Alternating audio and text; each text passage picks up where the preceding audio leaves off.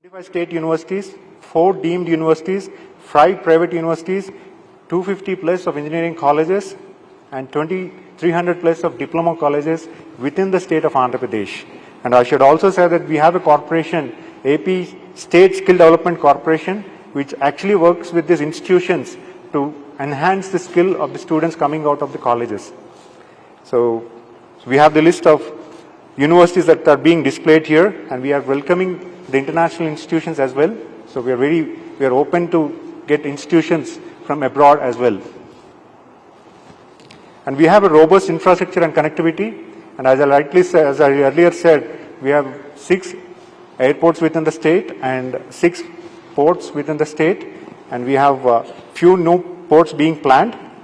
And this showcases the coastline. It is the largest coastline in the eastern part of India.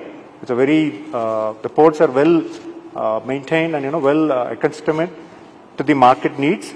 And we also developed the clusters along the ports. We have a Krishnapatnam port, which has close to about 10,000 acres of land being available around that port, so that the industries can actually establish near to the port to reduce the logistic cost.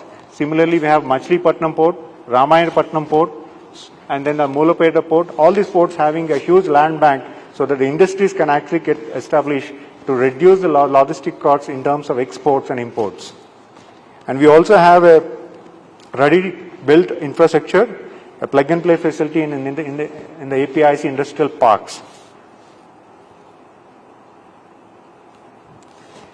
And we also have taken a cluster approach. As you all know that SMEs are primarily successful if you go in a cluster approach. So the state has identified 9 clusters in terms of bulk drugs and pharmaceuticals, metals and minerals, agriculture and food processing, aerospace and defense, automotive, chemicals, textiles, electronics and renewables. So these 9 clusters, we have identified the regions in the state, which particular area has to be developed in which cluster. So we have planned in a very broader way, saying that these clusters could enable sector-based parks, and the sector-based parks will have common facilities where the SMEs, whoever establish their capital investment and operating investment will get reduced, because we wanted to support the SMEs in a best way, saying that we wanted to encourage entrepreneurship in every youngster who are coming in, and also the investments who are coming in. The focus sectors of the state are primarily into the electronics, pharmaceuticals and life sciences, and industrial logistics infrastructure, agriculture and food processing, petrochemical and petroleum, and automobiles and electronic vehicles. And as you know that IT and electronics, renewable energy, and aerospace and defense. We have investment opportunities which are coming in the recent times, and which are the prospective investments that we are aspiring for. I've given the details in detail. So each of this sector, we wanted to concentrate and establish in a way that these sectors are enabled in the cluster approach, so that the group of industries will actually come in one cluster, which will actually help the SMEs to grow in the surrounding areas. And SMEs need, as you all know, that SMEs need a technology upgradation. The existing industry needs technology upgradation, and the startup has to be promoted from the universities. And how do we empower the SMEs in terms of R&D? For all these needs, my Chief Minister, Honorable Chief Minister, Sri Nara Chandrababu Naidu, he has brought in the concept of Ratan Tata Innovation Hub and Spoke model. So in this innovation hub and spoke model, we have a hub centrally located, and the spokes are divided into 5 zones. In these zones, we are identifying what is that we could do with the industries in that zone. How do we support in terms of their technology upgradation, incubation, how do we support in their bank linkage, how do we address their issues in terms of technicality. All these aspects are being covered in the spokes. If not spoke, it is going to be done in the hub model. So it's a very good model that my Chief Minister is aspiring, so that the SMEs cannot afford for an R&D on their own. The SMEs cannot afford for having a technology doing the research on a particular sector. So this hub and spoke model innovation hub is going to help the SMEs in a larger way, that it's going to be envisioned in a futuristic way. We already started that. It's been operational in the last 3 months. So we're hoping that it is going to be helped in a bigger way for SMEs. Primarily, we have incubators, center of excellence, and research institutes, venture capital funding firms, and we have the government bodies getting linked into it, and prototyping centers, corporates, consulting firms. All this going to be enabled in this hub and spoke model of this Ratan Tata Innovation Hub. It's a very conceptual model that my Chief Minister aspired for, because he wanted to specially focus on SMEs, because he believes that SMEs are the primary employment generating factor, and SMEs are the ones which add more to the GDP of the state and the country, and he believes that SMEs can actually empower the people coming out of poverty. So this is one of the good cause Honorable Chief Minister has envisioned and grounded in the recent times. And the interventions to reduce the cost of production, as you all know that, how do we, for an SME, the cost of production should always be competitive in the global aspect. So he wanted to ensure how do we reduce the cost of the production. For that, he has consolidated the industrial use. He has given the sector-based industrial nodes so that the logistic costs could be reduced.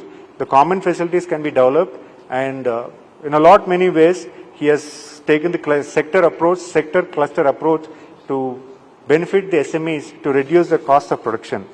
And he is giving the quality power, water and road infrastructure in the parks so that their operational cost gets reduced. And he has given the efficient industrial, social and logistic infrastructure development. He is connecting the ports, connecting the airports. He is taking the extra cautious effort so that the logistic cost gets reduced, because now we have a logistic cost of 15%. Now we wanted to get it, he's aspiring to reduce it to 8%. So for that, he's building the infrastructure which is required for the industry, which is required for the SME industries as well.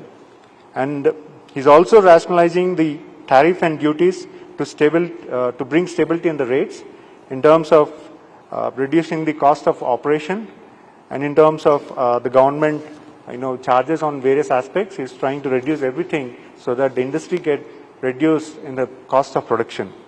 And we have sector-based parks, common facilities for improving cost effectiveness. And we are also building, getting the skilled talent. We are actually getting the guidelines from the industry, what skill they are aspiring for. We are actually coordinating with the institution to get the students get skilled in that area.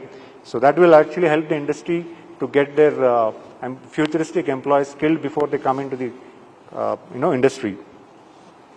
So we have taken interventions for speed of doing business. We have a single window mechanism which actually eliminate multiple single desk, multiple departments, more service and more departments in one portal. We have a dedicated investment facilitation cell. We have a economic development board which is actually helping the incoming industries who want to establish. Is going to help them, handhold them to select the cluster approach, identify the land, showcase them where they can establish their industry, and how best they can actually support their futuristic business. So they're guiding force for all the investments, and there's a good assistance for the foreign investors, and there is an integrated data management system, streamlined integrated target mechanism for quick decision and making and resolution. And we also have re-engineering of regulatory process and procedures, increasing renewal frequency of license, because the renewal of license is also an aspect of SMEs. So we are increasing the timeline so that the government involvement of renewing the license will get reduced. So the hassle, it's going to be a little hassle-free for the industries to do their operations. And they enables, because we have, for SMEs, the policy matters in various sectors. We have identified 15 different policies from the state government to enable in multiple sectors. We have a policy for industrial policy. We have a private park policy where, someone can develop their private parks. They can acquire land and develop a park for their own and bring in industries of their, if they have a group of industries, they can acquire land and develop park. There's a park supporting, policy supporting, first of its kind in the country of, in my country. And we have a AP electronics manufacturing policy, and we have AP innovation startup policy. We have AP IT and GCC policy. We have AP food processing policy. We have a AP space policy, which is first of its kind, highly appreciated in terms of getting technology, in terms of adopting the futuristic space industries in the state of Andhra Pradesh. We have AP integrated clean energy policy, which is very much fascinating. There's a lot of investment came in the recent times after the policy has been given. We have a AP sustainable electric mobility policy, specially designed for the EV manufacturing and conversion of retrofitting into EV and manufacturing of batteries and manufacturing of solar energy. And we have a AP tourism policy. We have a nice tourism place. We have a very good Eastern Ghats, which are primarily located in the entire coastline. So the government is also planning for a good tourist destinations. For that, we have a good policy on the tourism. We have a AP textile, apparel and garments policy, exclusively for textile, promoting the textile, apparel and garments.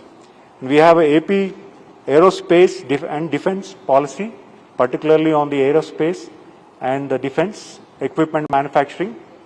There is a good policy, in the recent times, first of its kind, highly appreciated by the entire world. And we have a AP circular economy and waste recycling policy, which has also been, which the world is adopting, and we have a policy for that too. And we're inviting technologies across the globe so that how do we get into this circular economy and waste recycling. And I would like to make how the government is taking a key initiatives to ensure a transparency and good governance, because as you all know, that technology is something that my chief minister always want to adopt. And when he became 30 years ago, he's the first person to take e-governance, where most of the government services are enabled on the internet. So 30 years ago, he has brought in the concept of e-tendering process. Everyone used to apply their tenders on the website. And similarly, now in the recent times of the recent development, we have brought in the WhatsApp governance. Nearly 700 services of the government are being available on the WhatsApp. We can take the birth certificate, we can get the study certificate, we can get the mark sheets of the students, we can get the approval process and the approval of the building. All these services are being enabled in the WhatsApp governance. Similar way, for doing a good governance, he is doing a wonderful job getting the real-time governance. So in this real-time governance, he's establishing the blockchain methodology, AI methodology, IoT-based technology, and he's also using the drones for doing the surveillance. All this aspect for making a good governance in the state of Andhra Pradesh, for ensuring the safety index and to increase the safety index and ensuring for futuristic Andhra Pradesh. And AP's vision for the future, we have a short-term vision and a long-term vision. We aspire for Vision 2047, which is 100 years of Indian independence. For that, we have India's vision as Viksit Bharat, and we have a Swarnandhra 2047. For that, we aspire the economy to grow to 2.4 trillion, and we target 15% of annual growth in GSDP. And for that, we ensure that what is the best class ease and cost of doing business, and we are building 175 SME parks with plug-and-play facilities within the state of Andhra Pradesh, and we are aspiring to generate 2 million jobs over the next 5 years, and we are creating green corridors and establishing AP as a next net exporter of energy.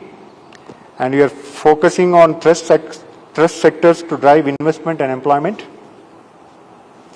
And this is all about from the state of Andhra Pradesh. I thank you one and all for giving me an opportunity to present my state. Thank you. Thank you one and all.